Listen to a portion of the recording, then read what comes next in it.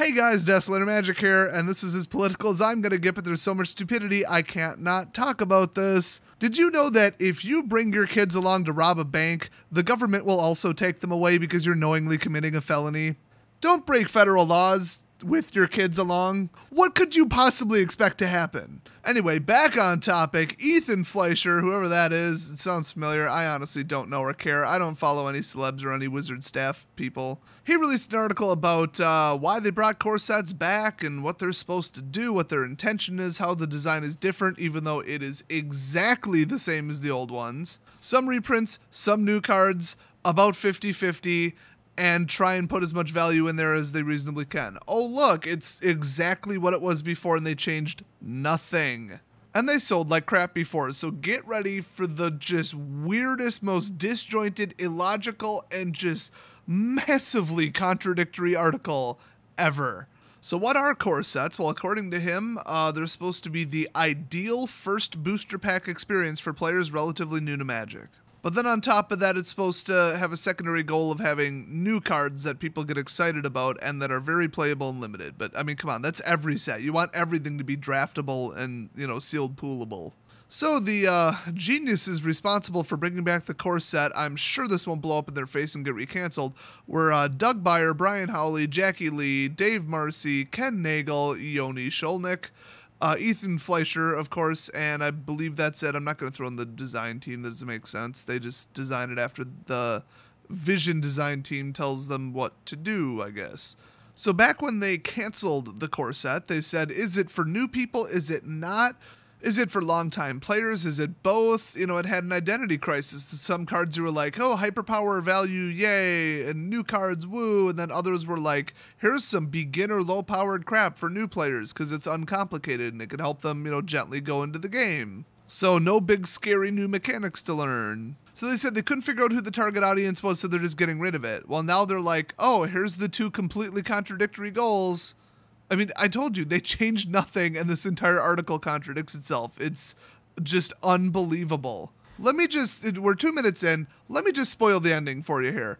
100% of this is just a bunch of manufactured BS, and it's just circular logic and just nonsense. They brought core sets back to be the third Masters set, okay? They threw in $50 mythics that have been printed like once or twice into a standard set. They're unplayable in standard. They have no reason to be here. Nobody's going to put them into a deck, but people will open boxes because it's value. They turn this into half a master set and half a core set. They want to make money on reprints. Reprints are where the hot money are, and they've proven with masters they can charge $9.99, and people will still buy them because, a $240 box is usually worth like $400. At least the day before release, that's true. So they're like, how can we do another Masters without doing a third Masters? Because nobody would buy it. Well, make it standard legal and have people buying it for two completely different reasons. Either just value on the singles market or not. So basically everything else, drafting, standard deck construction, collections, alternate arts, whatever. So that's the real story the way I see it, okay? They wanted another reprint set and they're like, oh, core sets are reprints. Let's do that. So back to what they claim this is. So this header was a set for new players. So they go on to explain, the barriers for entry-level players are high. It makes sense. The game's complicated. There's like a million rules. Complexity, that's the enemy. So for the core set, they tone down the complexity. I mean, they come right out and say it. So what that means is more vanilla creatures where it's just 4/4 for 4. Yay, or just, flying or whatever. And, on that note, nothing but evergreen keywords. And I guess that would extend to abilities, sort of. So flying, first strike, lifelink, death touch, the common core stuff that you should know just to play Magic. That's what they stuck to. Because those are boring, weak, and unsynergistic, they threw in $50 mythics and $20 mythics, and yeah. So then they go on to say, okay, we designed the 5 colored horses. You've probably seen them. They're meant to screw over one specific color, and they said that's just easy to understand. If you've got 10 creatures out and they've got 10 creatures out, you're like, oh, what do I swing with? What about this? What about this trigger? What about this counter? I can boost this, but then I can't. It just turns into a mess. You can't determine if you can swing or not and what you should swing with. I mean, everybody of any experience level has problems with that, and that's the complexity part. So they did Shield Mare because it says it can't be blocked by red creatures. Simple. Is it red? Okay, I can swing safely. The end. So that's kind of cool. Unfortunately, with basically all 5 of these, they could be a big problem if they go in the right deck, because guess what? There's other sets that people can build with other than M19. I mean, if you go to like a pre-release, or you do core set constructed, I guess is not really what you'd call it, but M19 constructed, that's wonderful. It works. As soon as you drop these into standard, people are going to break these. They're going to put these in some broken crap. They're going to mix them with cards that were printed a year and a half ago, and everything is going to go straight to hell. So I like their intentions. The execution, though, is careless and clueless. They're like, what'll make this an attractive set? Oh, cool, it's designed for new people. And that's where they stopped. They didn't say, and what will happen when we drop some of these M19 cards into standard and let people put them into any deck? Oh, that's a little bit more important. And some of these cards are just disastrous mistakes to drop into standard. So they also shoehorned in multiple examples of evergreen keywords like haste, and then with the full reminder text. And when you read what haste does, it tells you what summoning sickness is. You learn that. And then vigilance, well then you're like, okay, well then creatures normally would attack. Tap when they attack. So they used example mechanics, I guess. And then they even did like cannot be blocked by more than one creature, where it's very obvious. It's like, oh, so some creatures have that. Okay, so they went with a wide variety of very simplistic mechanics. Honestly, that's the best way to make a set completely worthless and just shoot yourself in the foot, which is why they dumped in a bunch of super high money reprints. They had to, or this would be every core set ever where the EV is down the toilet on release day.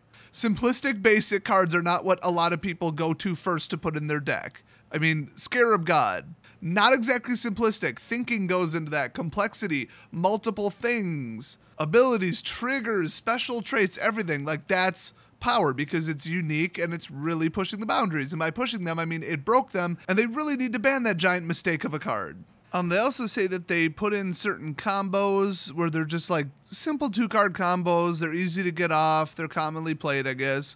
And people could be like, oh, so some of these cards go together in very interesting ways. And that is probably what got me into Magic in the first place was, oh, I could put this together and put in like 4 of these, and this would work with this. And then soon you're like, the whole deck works together. Now I've got something. And then you go to F&M and go like 2 and 3 with it. But that was the exciting part. I mean, deck building was what got me into Magic. It's like, oh, I could find the secret little combos and something nobody else has thought of, or, you know, just, oh, so much power and synergy, and there's a lot of math and probability.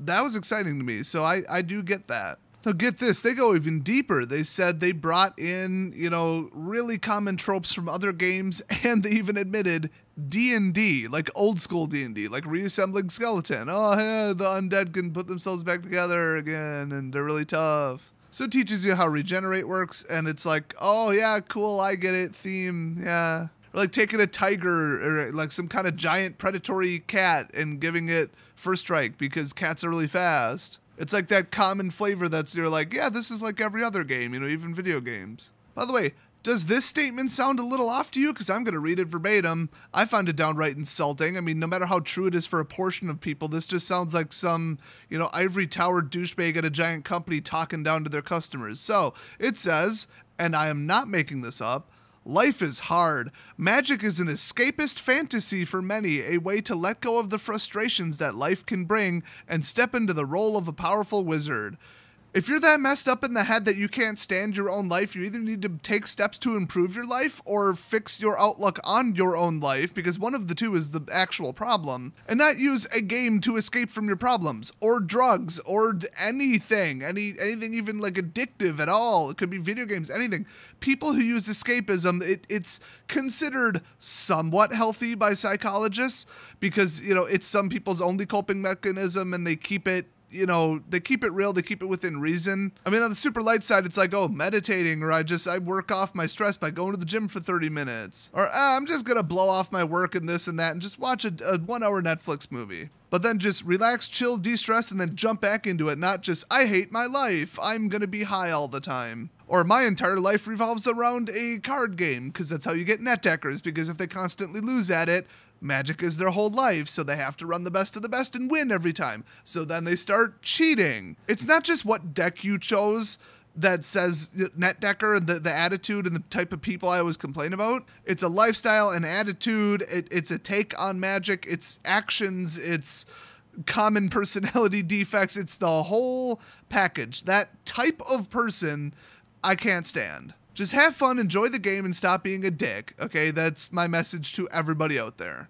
But anyway, yeah, besides being downright insulting instead of just let's be real, this is true for some of you. It didn't even say some of you.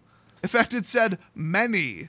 Like, that's implying it would be like more than 50%, I would think. Yikes, that is really, really talking down to people. Well, then the very next line is the SJW crap, which is, it could be tremendously valuable for people to be able to see others like themselves in media. You're not media, you're a card game. If anything, you could say products. And also, no, because the first thing when I turn on a movie, a TV show, anything, a YouTube video, I don't just immediately say, what color, what gender, what age, what religion, what background, what language. That's the most important. Is it similar to mine? Is it somebody I agree with, somebody I disagree with? Because otherwise, I don't care. Literally, it could be a documentary about deer, but a woman's directing it. I should say narrating it. You would have no idea if a woman's directing it. Oh, well, I'm a woman, so I have to watch this. I have to enjoy it. Or, oh, I'm a man, so no, this isn't for me. I don't give a crap. If they can do their job, I don't care. If it's a movie, I don't care. If it's a male, a female, or black or white or anything in between, I don't care what their skin tone is. Does not matter one bit. Is the movie good? Is it well written? I don't care if the writer was some color, gender, age, whatever discrimination group you want to go to. I don't care. What is the end product? Is it good? Is it entertaining? Does it perform the goal that you wanted it to? That's all I care about. But to them, everything's the lens of race, gender, and all their, typical talking points, I guess you would say. So nope, I can't play this game because it doesn't have enough white people in it, or black people in it, or Latinos, or like, I'm a Pacific Islander and I can't watch this movie unless they have one token Hawaiian in it. Oh, and I can't go watch Moana because that's a Hawaiian people's movie. As ridiculous as that sounds, have you ever seen somebody say, why are you watching this? This is a black movie? Because I've heard that. Can we all just treat each other equally and pretend like that's the most important thing in somebody's traits is like their color, their gender, and everything else? Can we just treat people equally until they give us a reason to do otherwise based on their actual actions instead of some preconceived notion and just putting ourselves in groups where, oh, you can't wear that prom dress because that's Chinese. You're adopting our culture and ripping it off. You're terrible.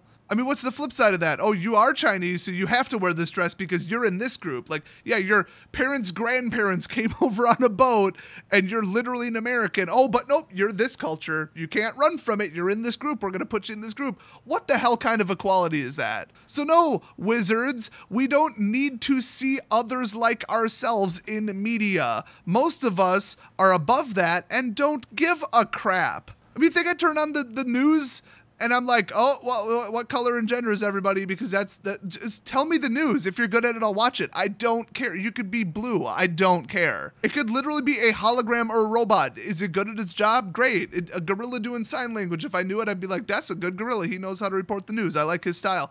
I don't care. I care about quality of content, not the traits of the person delivering it. Get over yourselves, wizards. Or if you think that's not where they were going with it, let me continue. This set is very welcoming. We stepped up our representation efforts, presenting characters of a variety of races, genders, and body types.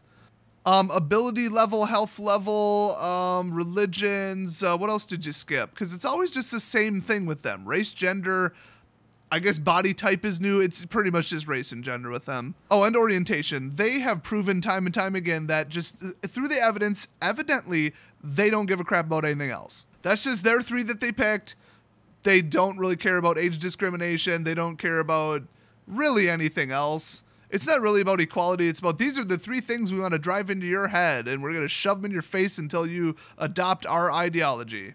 If you're that shallow and you're that stupid that you're going to not play a card game because you're like, well, I haven't seen somebody who looks like me in a while. Oh, well, I'm so left out. They're clearly excluding people from my whatever group on purpose. I mean, if there was 1,000 characters in Magic and literally 0 of them were gay, that's a little unrealistic just from like mathematical sample sizes. But I think lately, it's like 1 in 4, okay? 1 in 4 people in society are not in the LGBT group at all, okay? It's like 0.5%. Overrepresentation is pandering, okay? That's going out of your way to be like, you're a weaker, lesser group, and you're constantly treated poorly, so we're gonna, like, amp it up to compensate. Like, it's so demeaning and, like, just insulting to people in those groups. It really is. Like, women are so weak and they're gonna get mad if we don't put them on cards, so we're gonna put them on every card, and now there's women pirates and we're gonna go overboard with it. That pun actually wasn't intended. It usually was, but I noticed that one after the fact. Pirates, overboard, get it?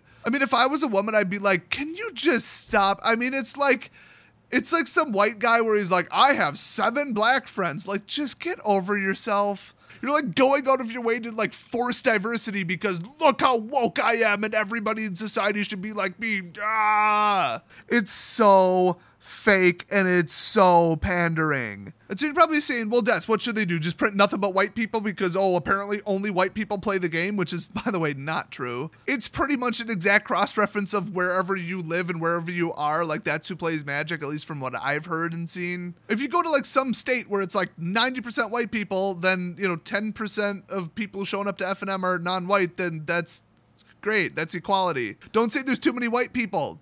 That's what the state's population is. In my city, we've got everybody showing up to F&M and nobody cares, and it's the last thing on anybody's mind. We aren't just like, somebody just walked in, quick. Somebody ask them what color they are, what gender, what background, just everything. Ask them if they're gay, ask them if they're straight. We got to know, I want to check that box, and if they're not diverse enough, we got to go find somebody else because otherwise we're discriminating. Whoever the hell walks in that door, I'm playing Magic with them, okay? That's how we do things at my store. I have never in my entire life heard a story of somebody saying, I'd love to play Magic, but I know that since I'm this gender, colored, whatever, I'm not going to be welcome at this store.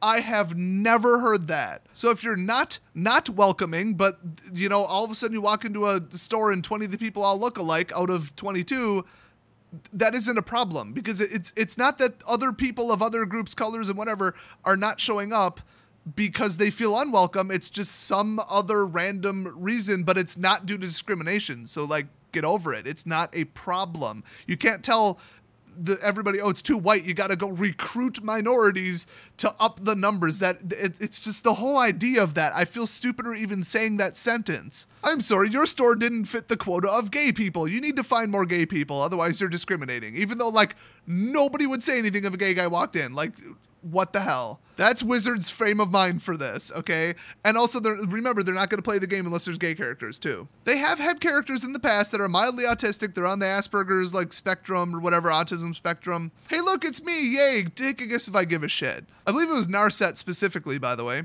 It's like, whoa, finally, people are acknowledging that people like me exist. People know that people like me exist. Like, a buttload of people have Asperger's, okay? I don't need to see a character in a story where they're like, oh, look at this person. You see, it's just like you. Oh, let's all cry about it and hug. Fuck off. You are insulting me at this point. Just make a story that's interesting instead of just trying to check every box so that people can feel welcome. So anyway, that was almost the end of this article, but they did say that it's also a set for experienced players. So what did they do to add to the lack of central theme or identity of the set, which is why they got rid of it? I mean, let's be honest, that's what they're doing. So the intro to this is gold. We knew that Core Set 2019 needed to offer plenty for experienced players as well. With simpler common cards and no new keyword mechanics introduced, we needed to find other ways to add depth and complexity and money, excuse me, to the set for limited.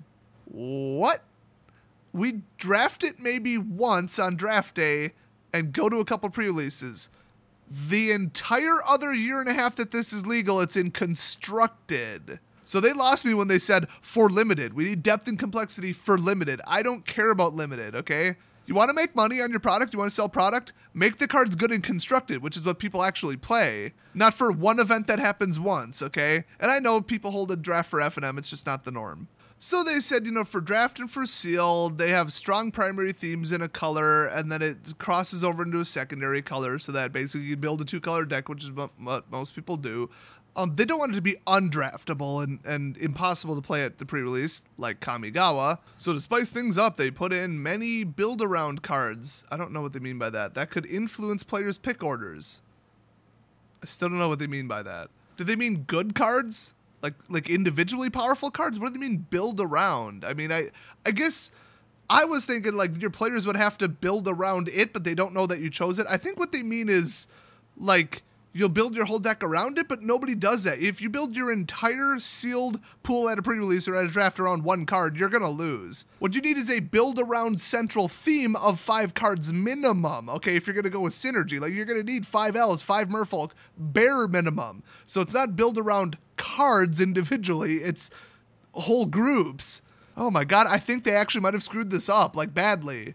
Like, I'm worried that they would even make that statement when he's the head of, like, the design team. And, okay, see if you can explain this one to me, because he lost me at this one. I mean, honestly, he lost me a while ago, but finally, we added 5 3-color cards at Mythic Rare, the dragons, by the way. These wouldn't show up every draft, but when they did, they would encourage the player who drafted them to make a different deck than they would otherwise.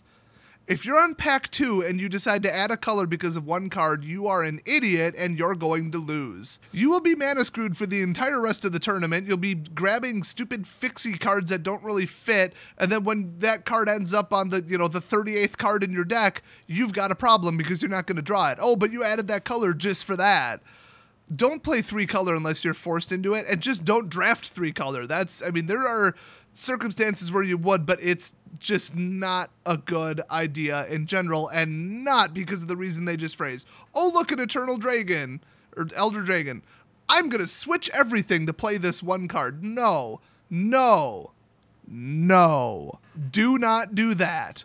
But do grab it if it's worth $10 or more. I'm just throwing it out there. Then this genius goes on to say making cards for Standard is somewhat of a challenge for a summer set.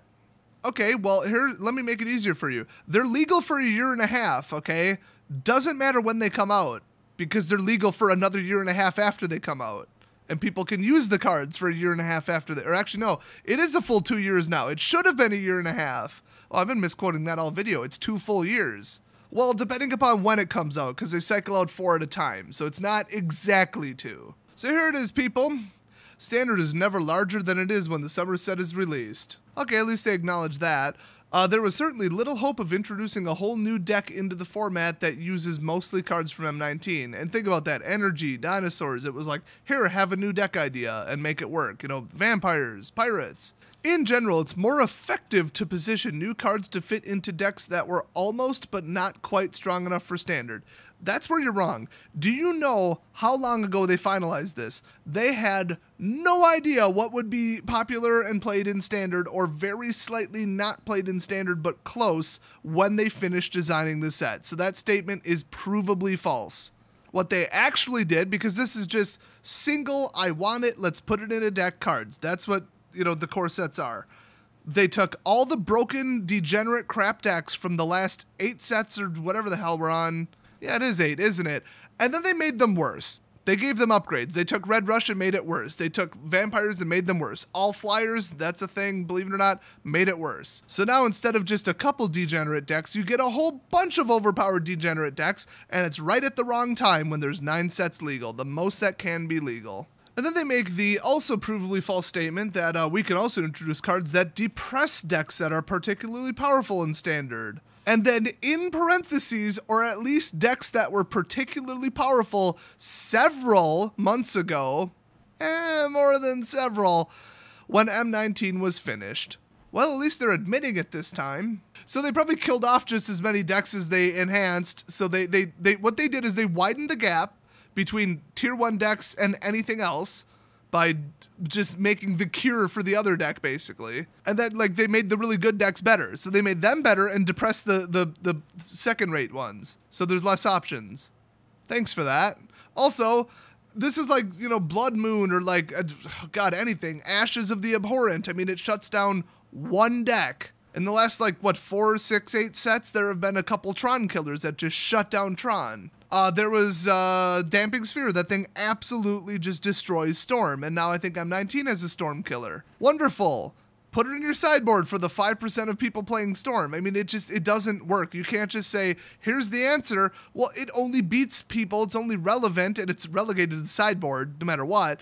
It only beats people playing that deck. If you made the cure for Merfolk, it's not coming out until it destroys Merfolk, unless you made it so general that it's just oh, well, saplings, vampires, dinosaurs, and then you release like a really good competitive board wipe. Well, this is the cure for creature decks, because creature decks are out of control. Here's the check and balance for it. And the worst thing is, even if they're right, even if they nail it perfectly, all they did was create boring, stupid binary conditions. The number one complaint about Blood Moon: if it comes out, your opponent loses. If it doesn't, you lose. Wow, how exciting. Comes down to drawing one card and mulliganing to 4. Woo. I don't need an all-in-one, self-contained single-card cure for a deck. Those are stupid, they're detrimental to the game, they're unnecessary. That said, stuff really general like board wipes, maybe if they reprinted Virulent Plague, they kind of did, where all token creatures just get nuked for the rest of the game, basically. Just to shut down tokens.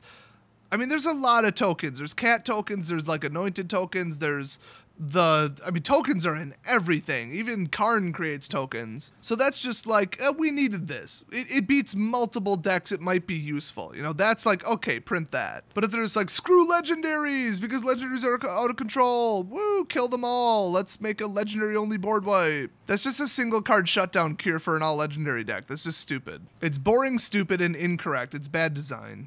Oh, and remember when they said that we do not at all have modern in mind when we design standard. Standard is standard. Standard is our core product. We're going to make that first. And if there's some side effect on modern, we'll just fix it with a ban. Okay, that is what they said. Here's what they said now, or before they were lying, now they're telling the truth is how I should put this. You may notice a few particularly odd-looking rare cards in the set. Really?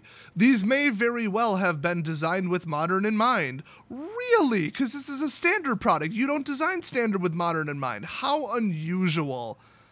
Okay, I know you're already going to say, but it's a core set. It's a reprint set. Yeah, okay, well, that's kind of my point too. Our thinking is this: if this set is going to have somewhat of an uphill battle making an impact in standard, well, don't sell it to me too hard there, Ethan. We should devote some space to other formats to make up for it. Let's read between the lines. We still want to make money on this set, even though it's going to flop and nobody wants any of the cards from it because it doesn't have a central theme. It's a bunch of weak, new player-friendly crap that nobody wants, so have some $20 modern staples. Like, they're blatantly admitting it with that statement. And so there you go. There it is right in writing. I read it to you word for word. It's not just a theory anymore, guys. It is written right there. So they go on to cover like the storyline and the character choice and why they went to 5 Planeswalker decks and blah, blah, blah, blah, blah. So not really relevant to like card design. It's interesting, but this is a long ass video anyway. So SJW representation of forced, demeaning, insulting crap, a bunch of low powered noob cards, and then money cards to make up for it. That's what went into creating Core Set 2019, according to my take on this very thinly veiled article. I would fully recommend reading this entire article. It's over on Daily MTG under June 19th. It really, really gets to the heart of why they brought it back and how they designed it. It's just core sets with money reprints from Modern added. That's all it is. It's the same as core sets were before. They just discovered that the mistake was not enough money cards.